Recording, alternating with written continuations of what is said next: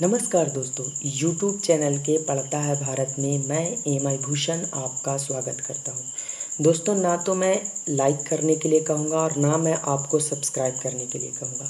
मैं एक छोटा सा रिक्वेस्ट करूँगा कि पूरी वीडियो को पहले ध्यानपूर्वक देखिए। अगर मेरे चैनल के माध्यम से कुछ भी सीखने को मिलता है और आपको लगता है कि मेरे एग्ज़ाम पॉइंट ऑफ व्यू से इम्पोर्टेंट है ये चैनल, तभी चैनल को फॉलो कीजिएगा और बेल आइकन को दबा लीजिएगा, ठीक है, ताकि समय समय पर नोटिफिकेशन आपको मिलता रहे। दोस्तों, आप किसी भी एग्ज़ाम की तैयारी कर रहे हैं, चाहे वो आरआरबी, एनटीपीसी, एसएससी, तो मेरे सेट से एक नए क्वेश्चन मैच करने की संभावना बन सकती है, क्योंकि मैं टीसीएस बेस्ड पे और एनसीईआरटी पे आधारित क्वेश्चन करवाता हूँ। तो चलिए स्टार्ट करते हैं क्वेश्चन आंसर का सिलसिला एक छोटे से शुभ विचार के साथ। विचार आज का ये है कि सही फैसला लेना काबिलियत नहीं है। सही फैसला लेना काबिलियत नहीं है, फैसला लेकर उसे सही साबित करना काबिलियत है, ठीक है। तो चलिए स्टार्ट करते हैं क्वेश्चन आंसर का सिलसिला। पहला क्वेश्चन है कि किस लड़ाई में मोहम्मद गौरी के लिए दिल्ली क्षेत्र खोल दिया गया, ठीक है। तो इसका सही आंसर है ऑप्शन बी, यानी कि तराई की दूसरी लड़ाई। अब दोस्तों, तराई की दूसरी लड़ाई कब हुई थी, मैं मार्कर चेंज कर लेता हूँ, ठीक है। हाँ, तराई की दूसरी लड़ाई कब लड़ी गई थी। तो दोस्तों, एक्स्ट्रा फैक्ट के रूप में आप जानते चलिए कि पहली लड़ाई जो थी वो 1191 में लड़ी गई थी और दूसरी लड़ाई 1192 में लड़ी गई थी। और इन दोनों युद्ध को श्रृंखला युद्ध के नाम से भी जाना जाता है, ठीक है।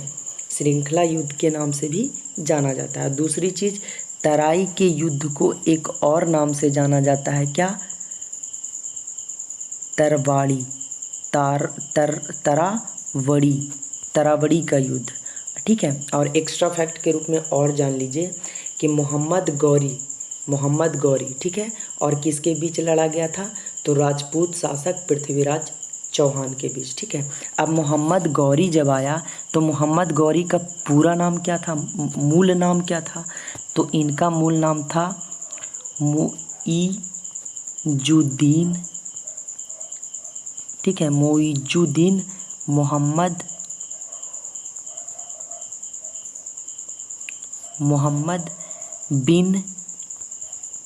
बिन समा। जब आप हाई लेवल क्लास की हाई लेवल एग्ज़ाम की तैयारी करते हैं तो इस तरह का क्वेश्चन बन करके आपके सामने आ जाता है, ठीक है। इसके बाद आपका एक ऑप्शन है खानवा का युद्ध। तो दोस्तों, खानवा का युद्ध कब हुआ था, तो खानवा का युद्ध जो हुआ था वो 16 मार्च 1527 को हुआ था, ठीक है। और पानीपत की पहली लड़ाई हुई थी 1526 को, किसके बीच में, तो बाबर और इब्राहिम लोदी के बीच। और खानवा का लड़ाई किसके बीच में हुआ था, तो राणा सांगा के बीच, राणा सांगा और बाबर के बीच। अब देखिए, एक छोटा सा एक स्टोरी मैं आपको सुना रहा हूँ जो जेन्युइन है और फैक्ट है। कहते हैं ना कि गड्ढा लोग दूसरे के लिए नहीं खोदता है, उसमें खुद ही गिरता है। तो देखिए, पानीपत की पहली लड़ाई बाबर और इब्राहिम लोदी के बीच में हुआ, तो इसका आमंत्रण किसने दिया था, तो राणा सांगा ने, ठीक है।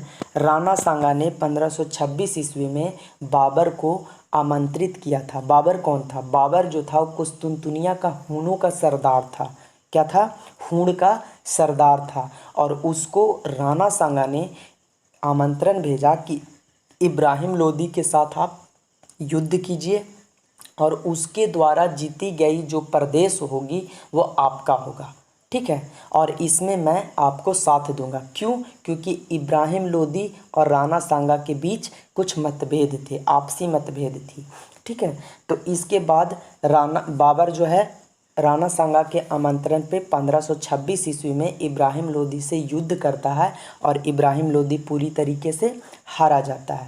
जब इब्राहिम लोदी हारता तो है, लेकिन राणा सांगा ने जो प्रॉमिस किया था कि मैं आपको उस युद्ध में साथ दूंगा, वो साथ नहीं देता है। तब जा कर के 1527 ईस्वी में बाबर जो है गुस्साया हुआ था, दूसरी चीज़ कि वो जीता हुआ था, तो वो राणा सांगा को जब साथ नहीं दिया तो उसको गुस्सा आ गया कि यार मैं तो युद्ध में आपने बुला लिया और उसके बाद साथ नहीं दिया, ये तो धोखेबाजी हो गया। तो दूसरा लड़ाई 1527 में किसके साथ हो गया? खानवा का युद्ध बाबर और राणा सांगा के बीच में हुआ। तो इसीलिए मैंने कहा कि कोई भी गड्ढा अपने लिए खोदता है, ठीक है। तो अब चलिए नेक्स्ट क्वेश्चन की ओर चलते हैं, ठीक है। नेक्स्ट क्वेश्चन है कि अंतर्राष्ट्रीय परमाणु ऊर्जा एजेंसी का मुख्यालय कहाँ स्थित है? तो इसका सही आंसर है ऑप्शन ए, वियना में, ठीक है। और इसकी स्थापना कब हुई थी? तो इसकी स्थापना हुई थी 29 जुलाई 1957 को, ठीक है। और इसका मुख्यालय कहाँ है? आपको पता लग ही गया, वियना में, ठीक है। और वियना जो है ये कहाँ की है? ऑस्ट्रिया में है, ऑस्ट्रिया, ठीक है। ये वियना गलत लिखा हुआ है, वियना, ये आप याद रखिएगा, ठीक है। मिस्टेक हो गया है तो कोई दिक्कत नहीं, टाइपिंग में कभी कभी होती है। नेक्स्ट क्वेश्चन की ओर चलते हैं। नेक्स्ट क्वेश्चन है पिचर शब्द का संबंध किससे है? तो सही आंसर है बास्केटबॉल से। किससे? बास्केटबॉल से। नेक्स्ट क्वेश्चन है वर्धमान ट्रॉफी किससे संबंधित है? तो इसका सही आंसर ऑप्शन डी, भारोत्तोलन से। दोस्तों अब आप एनालिसिस कीजिए कि क्या आपको मेरे चैनल के माध्यम से कुछ सीखने को मिला। अगर हाँ तो बेल आइकन को दबा लीजिए और चैनल को सब्सक्राइब कर लीजिए। और भी एक्स्ट्रा फैक्ट है मैं बताता चलूँगा, ठीक है। लेकिन शायद आपको याद ना रहे, इससे पहले कि आप सब्सक्राइब कर लीजिए, ठीक है। नेक्स्ट क्वेश्चन है राष्ट्रमंडल का महासचिव चुना जाने वाला पहला भारतीय कौन था? तो इसका सही आंसर है कमलेश शर्मा। कौन थे? कमलेश शर्मा। अब देखिए राष्ट्रमंडल खेला गया तो इसकी शुरुआत कब हुई थी? तो 1930 ईस्वी में। कब हुई थी? 1930 ईस्वी में। और इसका जो स्थापना हो शुरुआत हुआ था कहाँ से हुआ था? तो कनाडा से, कनाडा हैमिल्टन से हुआ था, ठीक है। इतना चीज़ें याद रखिएगा। और दोस्तों 1950 के आसपास में जब विश्व युद्ध हो रहा था तो उस समय राष्ट्रमंडल खेल को स्थगित कर दिया गया था। जिस तरह से अभी कोविड-19 का जो महामारी फैला हुआ है जिसके वजह से बहुत सारे खेल को स्थगित कर दिया गया है, ठीक उसी तरह से विश्व युद्ध के समय भी 1950 के टाइम में बंद कर दिया गया था, ठीक है। नेक्स्ट क्वेश्चन है अधिकांश हिंदी साहित्य का अग्रणी साहित्यकार कौन है? तो सही आंसर है option D, Bharatendu Harishchandra. Next question है कि गुद्देदार थैलमस किस में खाने योग्य होता है? तो सही आंसर है ऑप्शन ए, सेव में, ठीक है। नेक्स्ट क्वेश्चन है सामान्यतः प्रयोग में किया जाने वाला मसाला लौंग प्राप्त होता है तो किससे? पुष्पकली से। किससे? पुष्पकली से। नेक्स्ट क्वेश्चन है कंप्यूटर में किसकी सहायता से परिकलन किया जाता है? तो सही आंसर है ALU। अब ALU का फुल फॉर्म क्या होता है? ठीक है, तो देखिए ALU का फुल फॉर्म क्या होता है?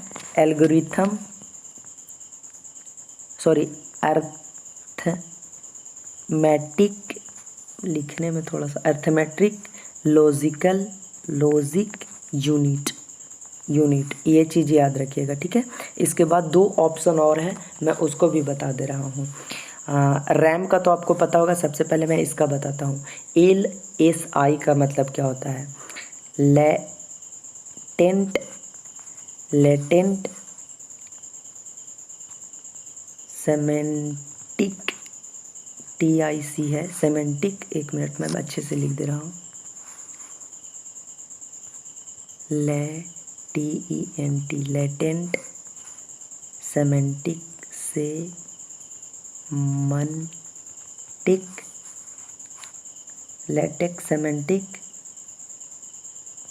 इंडेक्स INDEXING इंडेक्सिंग, ठीक है, ये चीज़ें होती है। इसके बाद रैम का तो आपको पता होगा, रैंडम एक्सेस मेमोरी। और दोस्तों इसका बच गया SU का। तो आपको कमेंट करना है कि SU का फुल फॉर्म क्या होता है। ठीक है, नेक्स्ट क्वेश्चन है, अफ्रीका का सबसे बड़ा देश कौन सा है? तो सही आंसर है ऑप्शन सी, अल्जीरिया। कौन सा है? अल्जीरिया। नेक्स्ट क्वेश्चन है, निम्नलिखित में से किस लड़ाई में नेपोलियन फ्रांस की अंतिम हार हुई? तो सही आंसर ऑप्शन सी। ठीक है, नेक्स्ट क्वेश्चन है, मेघावी राजस्व अधिकारी टोडरमल ने अकबर से पहले किसके अधीन सेवा की थी? तो सही आंसर है शेरशाह। यही वो शेरशाह शायद सूरी हैं। ठीक है, नेक्स्ट क्वेश्चन है, महाभारत का फारसी में अनुवाद किसने किया था? तो सही आंसर है बदायूनी ने। IMP क्वेश्चन है, अक्सर पूछ लिया जाता है एग्जाम में। ठीक है, नेक्स्ट क्वेश्चन है, सिंध पर विजय प्राप्त करने वाला अरब सेना के सेनापति का नाम क्या था?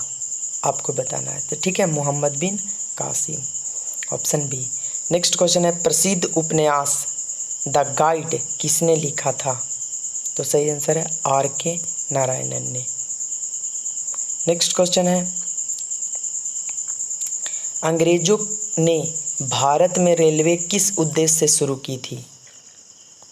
उनका उद्देश्य क्या था? तो ऑप्शन बी, ब्रिटिश वाणिज्य और प्रशासकीय नियंत्रण की सुविधा के लिए। ठीक है, नेक्स्ट क्वेश्चन है कि निम्नलिखित में से कौन सी नियुक्ति भारत के राष्ट्रपति द्वारा नहीं की जाती?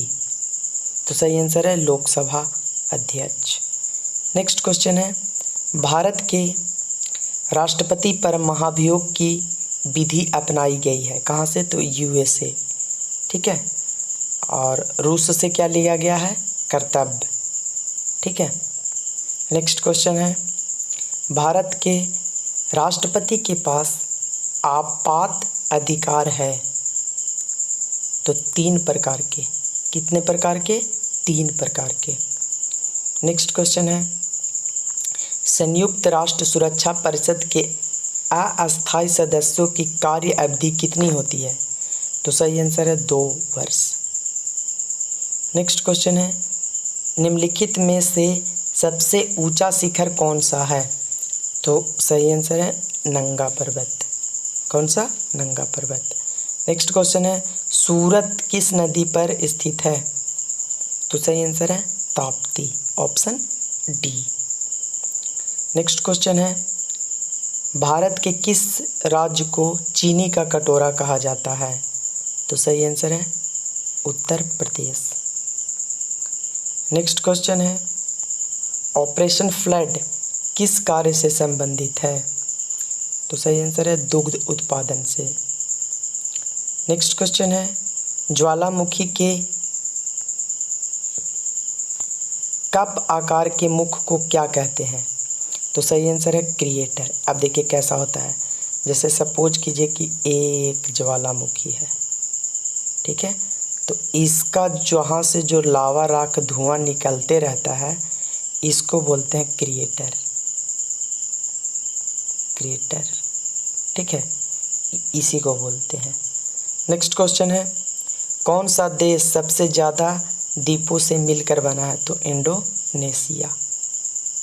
नेक्स्ट क्वेश्चन है, विद्युत और चुंबकत्व के बीच लिंक की खोज किसने की थी? तो सही आंसर है माइकल फैराडे ने। और दोस्तों, कोरोना वायरस से संबंधित जितने भी इम्पोर्टेंट क्वेश्चन बनेंगे उन सबको मैंने एक ही वीडियो के माध्यम से अपने खुद के ऑन हैंड राइटिंग में करवाया है, जिसका मैं आइकॉन जो आएगा ऊपर में कॉर्नर में जो आइकॉन है, आइकॉन पे टच कीजिएगा तो आपको वहाँ पे वीडियो मिल जाएगा। जैसे कि कोरोना वायरस का टाइप है, ठीक है, 22.9E कोरोना वायरस क्या है, अल्फ़ा कोरोना वायरस है कि बीटा कोरोना वायरस है, इस तरह के बहुत सारी जानकारी मैंने वहाँ पे दिए हैं। ठीक है, जैसे कोविड-19 जो नाम है तो इसमें VI का मतलब क्या है, ठीक है, 19 जो है वो क्या है, बहुत सारी चीज़ें मैंने बताई है। तो आप बेल आइकन को क्लिक कीजिएगा सजेस्टेड वीडियो में, ऊपर में आइकॉन है उस पर टच कीजिएगा, आपको मिल जाएगा। ठीक है, नेक्स्ट क्वेश्चन है टेस्ला चुंबकीय का खाली जगह यूनिट है, तो ए परीक्षण का। नेक्स्ट क्वेश्चन है जल प्रवाह को मापने की यूनिट क्या है? जल प्रवाह क्यूसेक में मापा जाता है। ठीक है, क्यूसेक में। नेक्स्ट क्वेश्चन है 27 जून है। अब दोस्तों आपको ये बताना है कि 27 जून किस लिए फेमस है? तो विश्व मधुमेह दिवस के कारण 27 जून फेमस है। ठीक है, नेक्स्ट क्वेश्चन है निम्नलिखित में से, और लास्ट क्वेश्चन होगा ये, निम्नलिखित में से किसको पर्ल सिटी कहा जाता है? तो सही आंसर है हैदराबाद को पर्ल सिटी के नाम से भी जाना जाता है। और दोस्तों सजेस्टेड वीडियो में भी मैंने बहुत सारे अच्छे अच्छे जो नेक्स्ट मैंने वीडियो बनाई है, जो मैंने अपलोड किया है, उसका मैं लिंक दे दूंगा। उस पर आप किसी एक वीडियो पे भी टच कीजिएगा और मेरा आपको वीडियो मिल जाएगा। ठीक है, उसमें भी मैंने बहुत अच्छे अच्छे क्वेश्चन करवाए हैं। तो धन्यवाद दोस्तों पूरी वीडियो को देखने के लिए।